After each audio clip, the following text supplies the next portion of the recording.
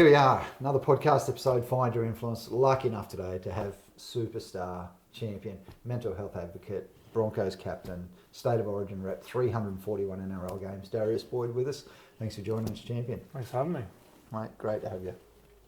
So, mate, just quickly for all of our listeners and all of our watchers and our viewers, what's the backstory? Where did life start? Where did footy start for you? Gold Coast for me. Born and raised at the coast, and started playing rugby league when I was about 6 years old, and loved it ever since. I loved that team aspect, the camaraderie, the mateship, the father figures as coaches, and it really just gave you that something to look forward to. It's Tuesday, Thursday night trainings. You have your Saturday games, and then once you start playing at school, it's just felt like it was 7 days a week rugby league, which I really loved. Gotcha. Something to look forward to, and what it felt like when we spoke this morning was it gave you some structure to in your life. Did it do that? Like, you had something I like to look forward to, but once you got there, you probably knew that you were going to do drills. You were going to do. Yeah, I think so. I think that's something that probably took all the way through my career is that structure. That's something to look forward to, something to keep you a bit of a purpose, keep you grounded, keep you things to look forward to and hope. And not having a lot of family around probably gave me that aspect of something that was consistent in life and something that really kept me grounded and somewhat on the right path, I guess. Nice. And you credit rugby league as really being I guess an avenue to find mentors, to find that family. Yeah, I think so. I think not knowing my father and no siblings, and a couple of my role model father figures and my uncle and grandfather passing away at an early age, I think that rugby league was that one constant. It was one thing where I had my brothers essentially as my teammates, and got to enjoy that time with them every couple of days a week. And then you have your role models as those coaches. They might be volunteer coaches, they might be dads of the team, but they were the guys that you could kind of lean on to support you and give you a bit of guidance and trust in those younger years. And one of those coaches or one of those teachers or one of those people that were your mentors, you're still in touch with now, is that right? Yeah, well, Wayne Bennett, obviously. Oh, of course. One that I've kept in contact a long time over my early, I suppose, my NRL and professional career, and another one was my school coach, who was massive in my school days, where helped me navigate next steps of that professional career around contracts and managers and deals with boots and sponsorship things, all these things you're unaware of at a young age, and especially 20 plus years ago that was quite foreign. Those are things that I had a lot of help and support with from not the school level, and then into that professional sense with Wayne. So both of those guys held a special place in my heart for sure. Nice, Darius. And grateful too, gratitude that you... Oh, definitely, definitely grateful. I think it's something that I didn't understand at the time, that I really needed that support and people to trust and lean on, and that's something that I guess getting older and wiser now, that I try to be that person for with my children or people I'm involved with in rugby league or coaching or mental health space, to try to be that trusted, safe space for the people that probably need it, that I needed when I was in my teens and early adult years. Wow, great answer. And Palm Beach High, big rugby league school. Yeah, it's a great school. It's one of those ones that I guess rugby league was a big part of my life, and I thought I could see a bit of an opportunity there, and really wanted to push it to the extent that I hope had that chance to one day play for the Broncos or have a professional career. And Palm Beach, that school, was this kind of stepping stone to get there. And I changed halfway through year 10 to go to Palm Beach and further my rugby league journey, I guess. And looking back, was the best decision I've made at a schoolboy level. It's not easy to change schools and make friends, and especially someone that was quite shy and introverted young kid. So it was something that was a challenge, but something that I'm grateful that I made that decision, and learned a lot at school. Spent a lot of great years there, and it set me up for my rugby league career. Wow! So were you born with this willingness to go and achieve great things? Like, where did the drive come from? Like, did you find rugby league and go, I'm going to do something with this at 6, or like was it later in life that you? Oh, I think I had ambitions of playing at a high level from 7 or 8 years old. My grandmother told me that I apparently come home from school one day and said I wanted to be a professional rugby league player. But did you really? I mean, I don't know how the drive or I suppose how that's going to turn into fruition a little bit. I don't know what that looks like, and I guess the drive, maybe that comes from the love of the game, as it comes from, like I mentioned, the bond with your teammates, whether it's those coaches, the people that care and support you.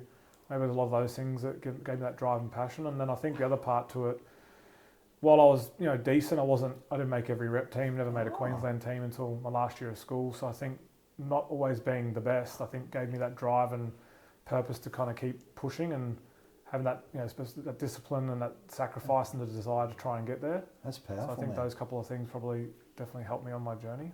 Pete was nodding as we go, and not always the best. Shit. Yeah.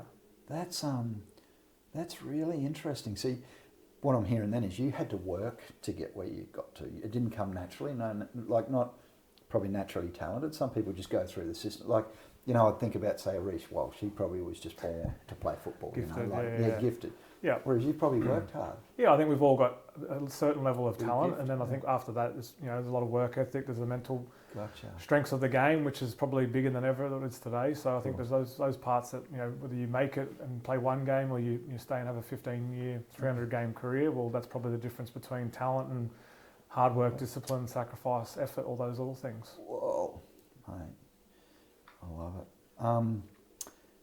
One question I haven't never asked you, talking about hard work, how's the body now after all those years? Is it all right? No, it's really good, to be honest. It's something that, I think I got out of the game in a really good space. Very grateful for that as well. I guess there's other guys that have a lot of injuries and challenges, and I've been pretty injury free. I think I broke my first bone at 30 years of age. I broke my thumb. Playing footy? Yeah, in an Origin game actually. Did you finish the game and do a... Finished the game and then realised it was broken afterwards. So tore my Achilles, which was probably my biggest injury. I was 27 at the time. 6-month injury.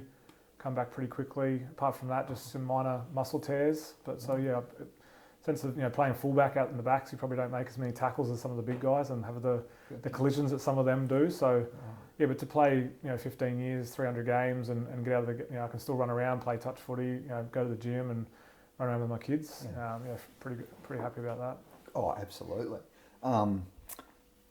And Casey Maguire, I love Casey, so we talk occasionally, and he says, but now when he plays games like the old boys games, he says he plays in a dinner suit. I love that saying. He said he doesn't want too much contact now. He's the same. Yeah, I think it's one of those things, you love the game and it gives you so much, and then when you finish, if you still want to run around and play touch or Oztag or all those little games, you can get the skill level out of it without having to have the contact. I think that's one of the things most players seem to enjoy when they retire, is not having the sore bodies on Mondays, the collisions, all those hard knocks on the body. I think it takes its toll over time, and as you get older, we all know it's harder to recover. Have to, wouldn't it? Have to.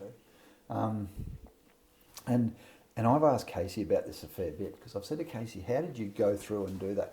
And he always said that he has this ability to put his body in the right place. He said, now he's talking to Anton. Anton, for you, speaking comes naturally. For him, footy came naturally. And he just seemed to know where to be in the right spot. And I thought, that's really well articulated. I've never really heard anyone sort of articulate it like that. I don't know if you were the same, that you just managed to body in the right place. I think so. I think there's a bit of an awareness, game sense, game smarts, a little bit around your body positioning, where you're running, what kind of your legs are driving, who's coming from what angles when you're in a tackle, because there might be 3 guys making a tackle on you, so one's holding you up top, and some guys are just bulldozing, trying to make as many metres and forgetting that someone's going to be tackling your legs soon, so understanding where that's coming from, and obviously then the preparation of the game, you're stretching, you're like hot and cold bars, the massages, the flexibility, all the prehab and rehab with your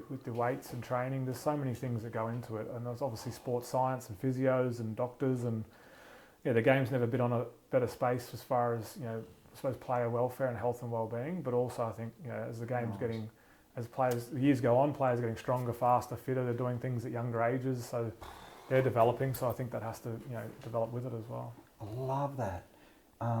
Prehab. So you're getting ready, you're doing all the right things so your body's right when game day comes around. Yeah, I mean, at the end of the day, the game's, you're 5 days, 6 days a week sometimes, and spending 5, 6, 7 hours training physically, mentally, emotionally, so you've got to make sure you're looking after your body at all times, and making sure that it all works together to make sure you're prepped well for the game ahead.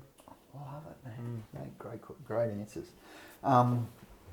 So, can we talk leadership just for a moment? Sounds so, good. a bit of league background. Yeah. Actually, before we get off league, just quickly, 1,000 Origin games. 1,000 for the Broncos. Like, what's it like for us mere mortals? You got a videographer here, and an old electrician. What's it like, man? You're wearing that maroon jersey. You've got a maroon tie on. Yeah. Go the maroon tie. But what's it like? What's the feeling?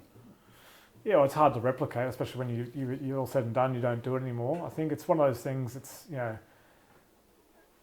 all those hard works, all those preparation, all those days, the blood, sweat, tears, the longevity, the 6-year-old days, the 8-year-old days, the raining days, the parents dropping you off somewhere. It's all those things coming to one. And I think when you can run out at Suncorp with a maroon shirt on, whether it's Broncos or Queensland, in my personal opinion, and most people that have been in my shoes probably say the same thing, there's not a better feeling, as far as playing at Suncorp, one of the best stadiums in the world. Been lucky enough to play overseas and play and put different jerseys on, but running out with a full supportive Broncos or Queensland fan base there supporting you and cheering for you, and your family and friends in the stands. It's something you can't replicate, but something you definitely don't take for granted either. Nice. So you talk about the Bronx and Queensland like in the same sort of sentence. Are the Bronx are that important to you? Like Queensland State of Origin, we'd look at you and go, well, that'd be the pinnacle. But it sounds like to you that playing for the Bronx was a big deal for you as well.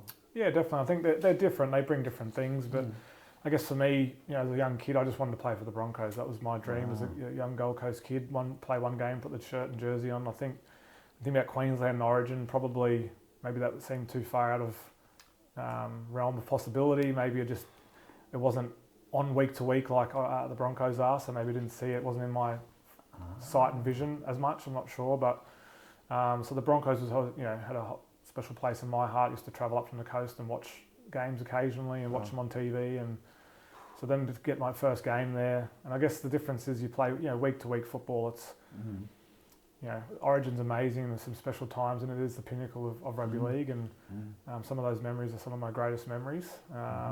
It's just different. There's a short week. It's a big build up. There's excitement around Origin, and that's amazing.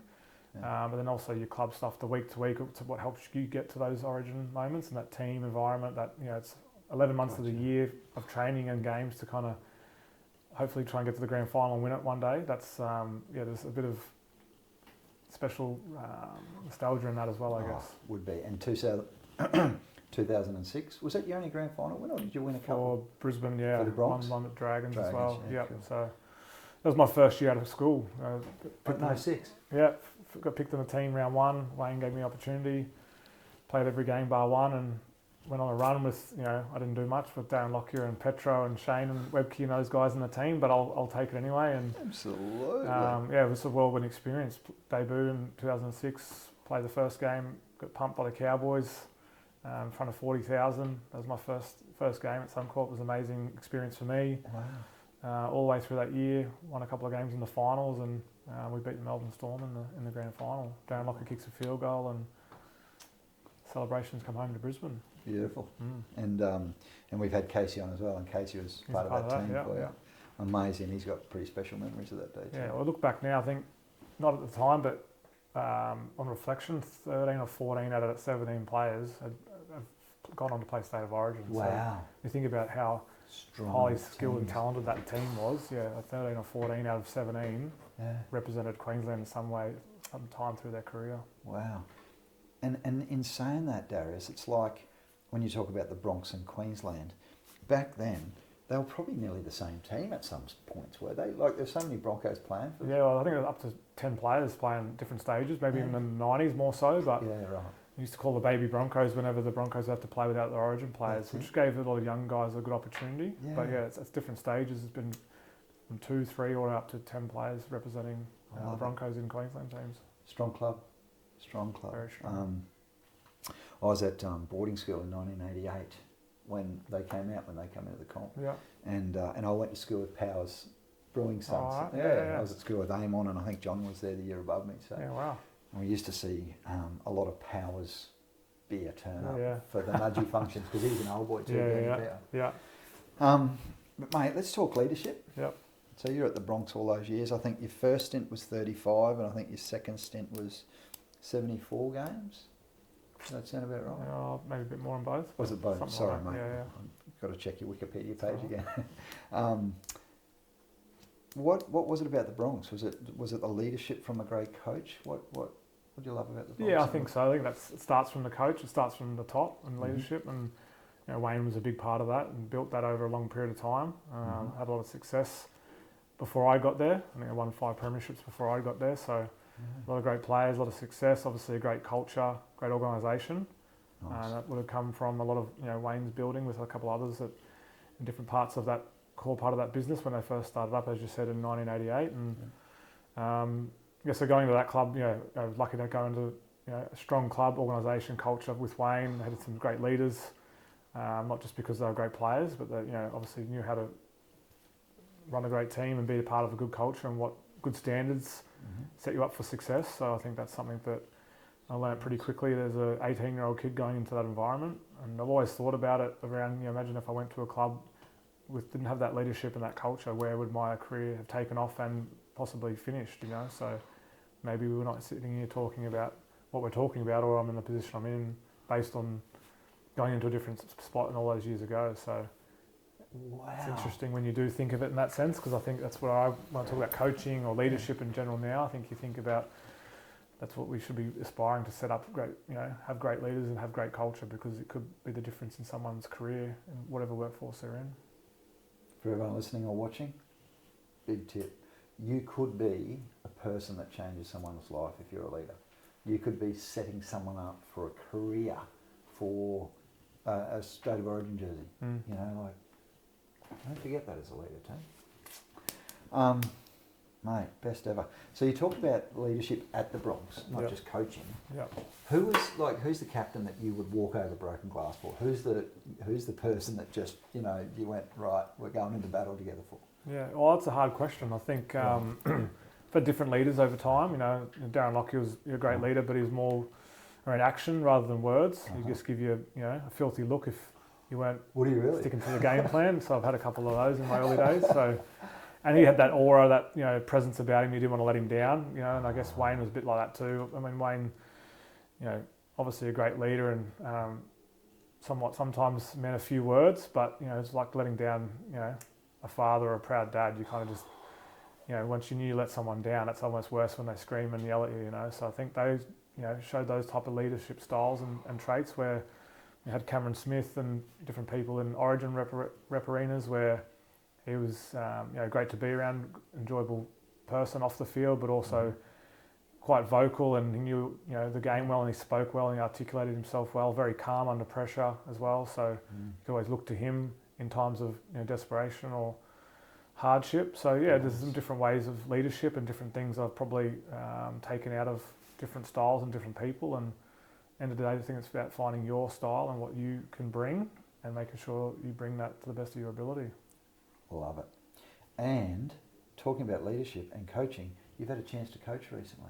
Yeah, I did. Yeah, I did the under-19s Queensland this year, so I really enjoyed it. All that I thought it was and more. I think when I, getting the opportunity to coach for the first time, I've done some, assistants and school-specific stuff. Never been a head coach of a team before, so I really wanted to, challenge myself and see if all the things I've probably been working towards around the mental health space and all the things I do in the community or I've experienced as a rugby league player or as a retired player, if I could put all those things together and run a good program and a successful week. And not because we won, but because I just think the week was successful. We had some feedback from players and staff that have enjoyed the week and what it entailed. And I really enjoyed that time, and I guess next steps is figuring out what that looks for me moving forward. Yeah. Nice. And you heard it first here, team. Are you going back next year for the 19s team? Oh, I'd love to be honest. Yeah, I mean, I really enjoyed it, and I'd take that opportunity if it came, for sure. I guess it's one of those things now. It's kind of seeing what other opportunities are out there and seeing where I can add value and grow myself as a coach, but also make sure that I'm not hindering anyone in that process too. So I want to grow and get better. At the same time, I don't want to impact anyone on that journey as well. Wow. Mate, I don't think there's any chance of that. I think the growth that you're going to see in humans will be special. Just some of the stories you told us today. So team, Darius is in town. Massive shout out to the Port Authority for bringing Darius up. And the Guinea Group, of course. Go to the Guinea Group for all your leadership and training requirements. Come and see the Guinea Group, especially our Speak Safe program. Come and ask us about that. But you told some stories this morning about how you saw the growth in some of those players, even the 18th or the 19th or the 20th person in the team, who were just so grateful to be there. And, you giving them that opportunity could be their sliding door moment. Yeah, I think that's the part of feedback and, working with a team is that sometimes it's, you have some hard communication and some times where it's, feedback's not going to be always what you want to hear, but I think it's important to have that open, honest, transparent communication, and they've got to make some decisions sometimes in leadership roles, and they're not always going to be right and they're not always well received. But I think if you stand back on your purpose and why you've made those decisions and you've got your reasonings and you've done your due diligence around that, then I think you can sleep easy at night knowing you make the best decision based on the information you have at the time. So Nice. there's some things I learnt positively, there's things that were challenging as well, but they're all part of that growth and learning aspect that I mentioned before. And like I said, as long as I'm still growing and not hindering anyone on the process, then I'd love to keep that opportunity going. Beautiful.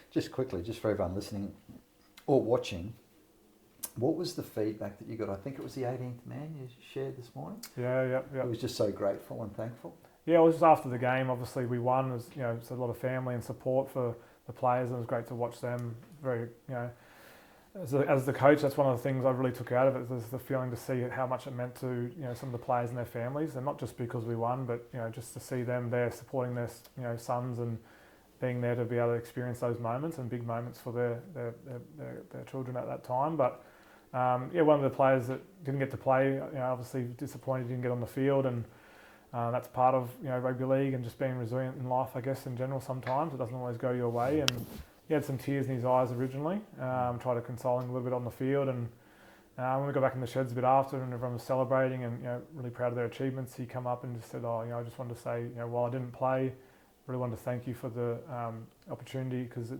really supported and made my community and my family proud. And I thought, wow, that's special from a young 18, 19-year-old kid to be able to not only articulate that, but to see that while he didn't get on the field and he would have loved to have played, it still had a greater purpose than just the game, and his community and family were really proud regardless. And as a coach or just as a leader or someone that cares about people, it was really pleasing and proud to see. That's why we do it, isn't it? to get that sort of an experience for people. Mate, that's powerful. So we talked this morning at the port around leadership and about some of the challenges that you might have in teams. One of the stories that you tell, are you happy to talk about the Ben Hunt story? That's a really powerful one for me. I know that and I hope I didn't put you on the spot this morning because everyone asked you about it. No, I wouldn't have. It's just that you answered it so well. I've spoken about it heaps of times. Have you? Yeah. Okay. Yeah. So how did Wayne, from a leadership perspective, like obviously Ben had a challenge, and shout out to Ben Hunt, man. Like that's one tough day that he's obviously going to remember. And I don't want this to sound like it's. I want this to come through with the right intent. And the intent was that it's a team sport, and as a leader, Wayne probably had to work with a whole team. It wasn't just that sort of a drop ball, for example. Yeah. Can you just share, that what you learnt from that? Yeah, I think 4 or 5 years prior to that, I missed a tackle and lost a game down in Canberra, and I was a perfectionist and always wanted to do the best for my team, and realised that I probably let my team down and we lost the game, and I really didn't handle it well, kicking stones, and didn't want to turn up to training and just poor me, and somewhat didn't want to see my teammates and look them in the eye because I felt like I'd let them down. It was really hard to kind of deal with, and Wayne kind of grabbed me then and just said, look, what's going on? Well, you're basically kicking stones. And I said, yeah, well, I cost us the game. And he said, how many points did they score? And I said, I don't know, 22 or something. And so how many did you let in? I was like, well, that's 4. He's like, so there was 18 other points that were scored that the team let in. And so at that time, I understand what he was trying to do, but I couldn't take it in. I was a young kid, probably 21, 22. But later in life, doing some work on myself and my own mental state and performance and growth, I learnt that what he was trying to achieve in that sense around team and around performance, and I guess how you live and die by the team, and we're all in it together, regardless of how good you are, how we don't perform in different occasions. We're all, as one team and one group. And so when you think back to to the Broncos game, that final, and obviously Ben dropped the ball in extra time. They kick a field goal, so you could say, well, how many points did Ben let in? So maybe you could say 1, right? And so they scored 17 points in that game. So there's 16 other points that us as a team we let in. So not sure if Wayne had that chat with Ben, but I know that's something that I've always focused on. Whenever anyone's asked us about that, or kids at schools and talk about that, it's easy to remember because it looks like it's that last moment. I missed that tackle down in Canberra. It was that last moment that they score and win the game. So it looks like it's your issue, your problem, when actually it's the team. End of the day, we had other opportunities to win that game before full time.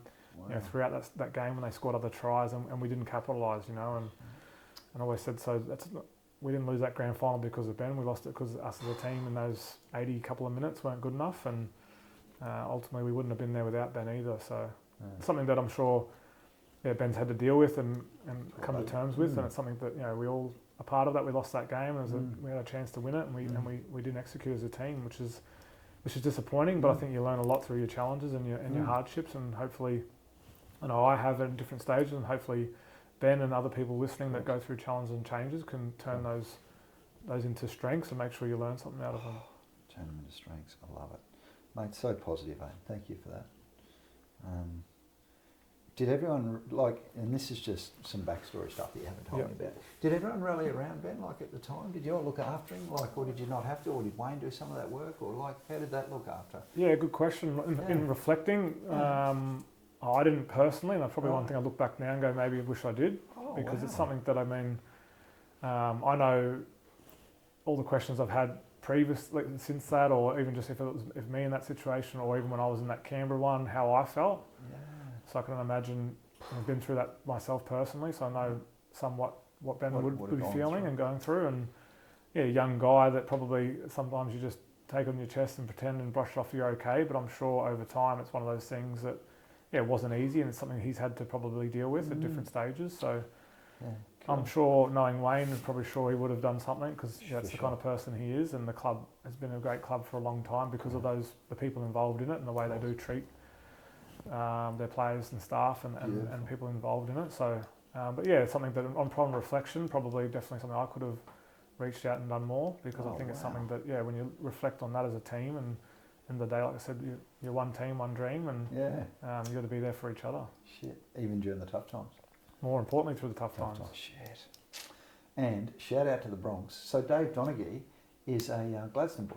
I knew that. Yeah, I actually knew that. Yeah. Apparently, he went swimming with a couple of my younger brothers were swimmers. Oh, really? So apparently he was a swimmer in his early age. Okay. Yeah. We were talking about swimming and triathlon this morning. Yeah, nice. Yeah. So shout out, Dave. Doing great stuff still at the Bronx. Definitely. Mate, on that, can we do mental health now? Is that okay? Yeah, sure. And, mate, you've just got such a hell of a story. Why don't you just talk us through it, man? Where's it all? Yeah, short version. Or not, whatever you want. Yeah. Oh, I kind of touched on the footy side, I guess. Never met my father growing up. Uncle and grandfather passed away at early ages. Only child. So, by the time I was 11, it was kind of myself, my grandmother and my mother. That was kind of it, And then that's where rugby league played its part, and really invested myself there. And then when I was 15, my mum had some challenges with her mental health, and she wasn't quite sure, what was going on, and she was diagnosed with depression and spent time in and out of mental health facilities, which, I kind of started to get used to people just, leaving for different reasons. And then again, rugby league become that constant still. So moved in with my grandmother, and she'd lost her husband, her son, and her daughters in a mental health facility. So upon reflecting years later, she was obviously going through, a massive her own stuff, difficulty herself, and then trying to look after a 15, 16, 17-year-old teenager is probably not easy as well. So were you a rat bag, or were you a good No, kid? I think I was pretty good, because I probably wasn't I didn't have the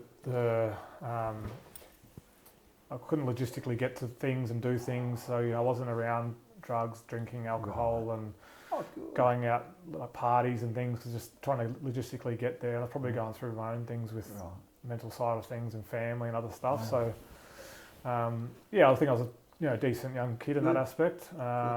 Made a change when I got to the professional level of getting ahead of myself and not having some good people around me to ground me and teach me right and wrong and make sure I'm getting a kick up the backside when I needed it. So, but they're all learning aspects and things. So so I think I had some challenges in that aspect, and then getting thrown into the professional sense of rugby league at 18. Then all those things that come with it: media attention, public recognition. Getting decent money for a young kid, trying to impress my mates and friends, and the culture of rugby league, especially, it's grown and evolved a lot, but there's some parts to it that aren't great for a young kid that probably needs some life lessons. So all that above probably warped my thinking and changed my thinking and life a little bit in some positive and negative ways. So. And then midway through my career, I was 27, just going through some mental challenges myself around rugby league, around being a perfectionist, around support network, around understanding my roles and responsibilities as a young adult. Probably just hadn't learned those tools and got in a really quite dark space where I needed to make some change. And then looking back, best decision I ever made was to go to that mental health facility. 27. Playing for Queensland and Australia, won grand finals, but it didn't mean anything because I didn't have that happiness, didn't have that well-rounded approach. I hadn't learnt the skills and tools to be, a valued member of society, really. So something that I needed to go and work on and make a change.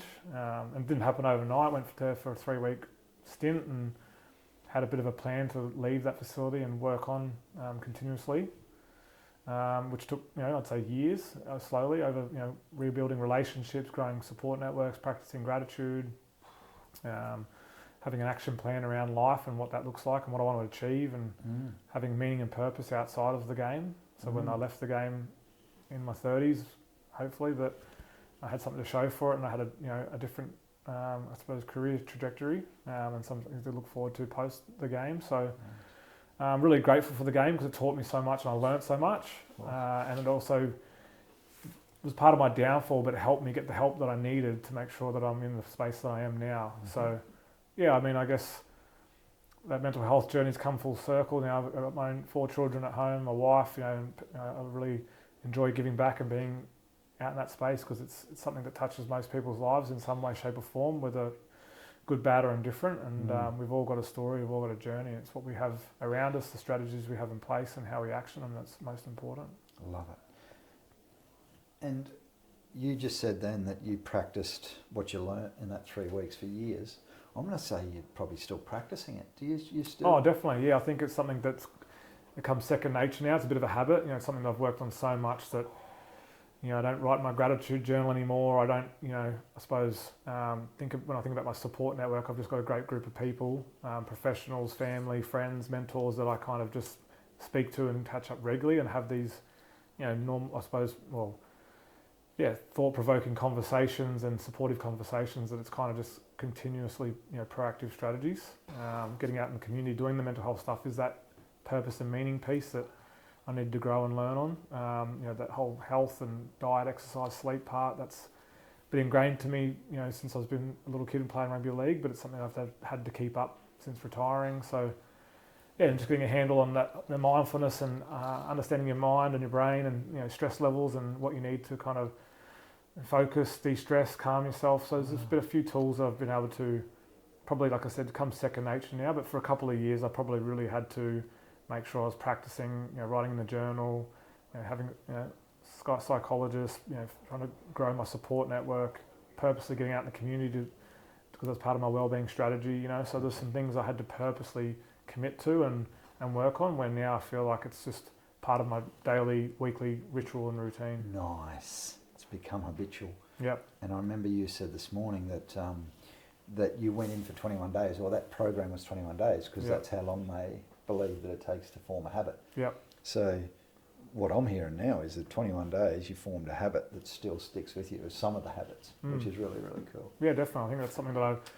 I needed to learn. I was willing to learn. I think that's an important part too, is that you've got to be, each individual's got to be ready. And sometimes if you're going through something with a family member or a friend, you can want to get them the help that they need, but they've got to want to do it for themselves as well. And I think at that point I was, finally ready. I wish I did it at 17, but 27 is better than 37, which I am now. So, it's better late than never, but, I learned so much from that experience. And, looking back, it wasn't an easy experience, but, one that really changed my life for the better. Mate, I wonder, Darius, should more people consider something like that? Like maybe it's not as drastic as that. Like that's a big step. Yeah. You're in the middle of a footy season, obviously. Yeah. Just to take yourself out of what you were doing and commit to 3 weeks, right? I look at that decision and I think, wow, I wonder whether... And I know one time in my life where I probably needed to have done that. Yeah. But I never, none of us really probably would do that. Why? What was it for you? What was different for Darius Boyd than for the 99% of the population who wouldn't? Oh, I think I was just at that rock bottom moment. I think I'd gone through, I'd been seeing a psychologist for a year or two prior, but it was something that my wife probably was more pushing me into rather than myself wanting and owning it. Best mate was in hospital with a spinal injury, Alex McKinnon, which still in the wheelchair today. And my grandmother was back at the coast. I was in Newcastle. I was her power of attorney, trying to assist her with aged care living and her finances and medical history and all those things. Wow. Hadn't spoken to my mum in 8 years because of her challenges and what I didn't understand as a teenager. My wife and I's relationship become rocky because of my actions, behaviours and whatnot. So I think it was just a combination of things. Rugby league wasn't going well. I was getting criticised. I was injured. Social media become more prevalent. Right. So I think it was just a number of things where it just piled up and it just became too much. It became too much.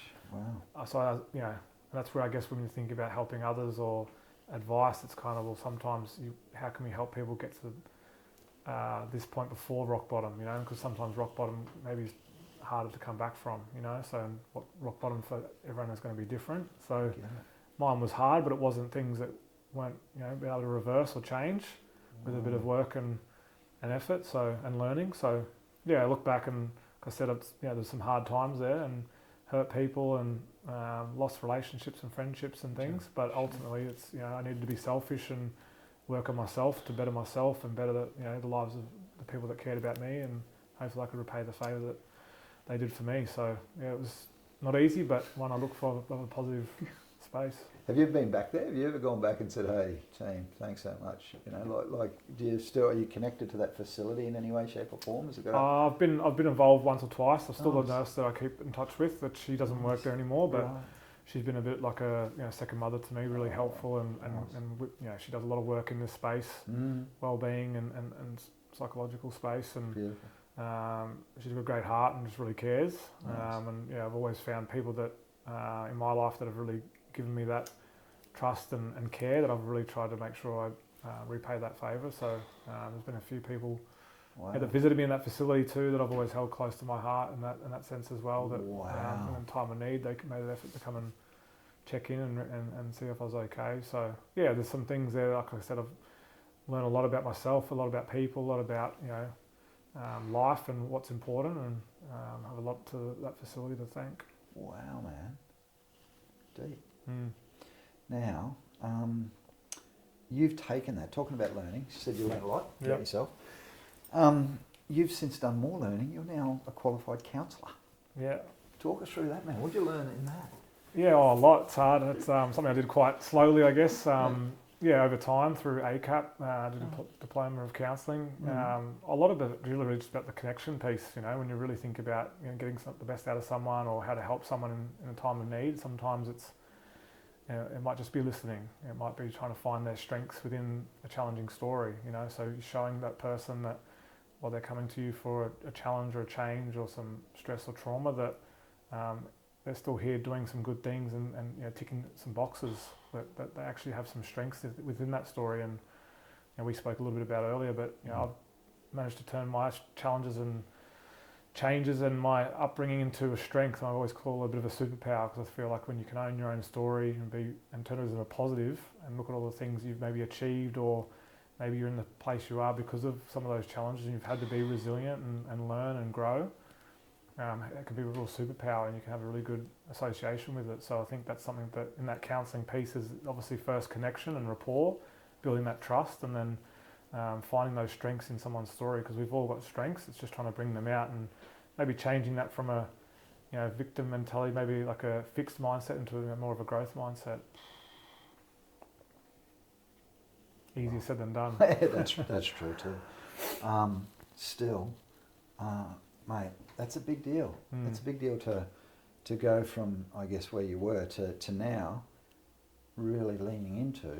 It must be passion work for you now to actually make sure that no one gets to rock bottom where you were. Like, is that part of the deal for you? Like, yeah, I think it's a